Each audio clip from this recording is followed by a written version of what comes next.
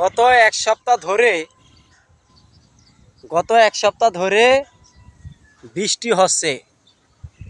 চট্টগ্রাম, খাগড়াছড়ি, বান্দরবন সব জায়গায় পানি দিয়ে তলিয়ে গেছে। রাস্তাঘাট মানুষজন চলাচল করতে পারে না।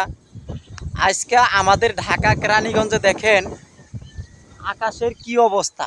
আকাশ প্রচুর অন্ধকার করে আসতেছে এবং মানুষের ধান বৃষ্টির পানিতে, বন্যার পানিতে তলিয়ে গেছে। দেখেন, আপনারা কইলে বিশ্বাস করবেন না। এই যে বন্যার পানি, এই যে দেখেন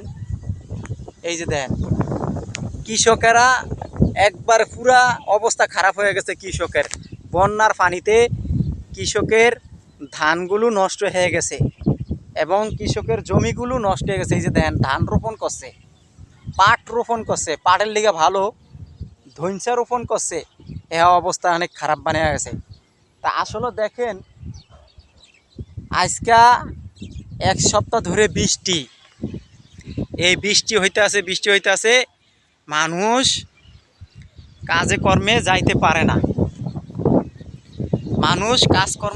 পারে না এবং যারা সাধারণ লোক রিক্সা চালায় বা যারা দিনমজুরের কাজ করে খায়, তারা ঘর থেকে বের হইতে পারে না বৃষ্টির কারণে।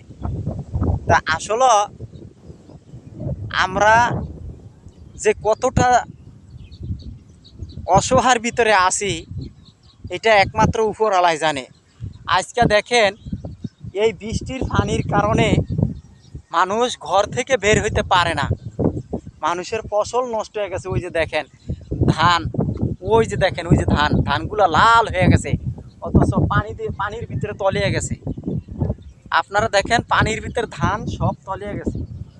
দেখছেন, ধানগুলো লাল হয়ে আছে, এই ধানগুলো সব তলিয়ে গেছে। এরপরে এই যে ভুট্টা, কেবল মানুষে ভুট্টা চাষ করছে, মানে ওসা জায়গা এলাকায়, হাওর এলাকায় পানি পর্যন্ত উঠে গেছে। বৃষ্টির পানি, বন্যার পানি।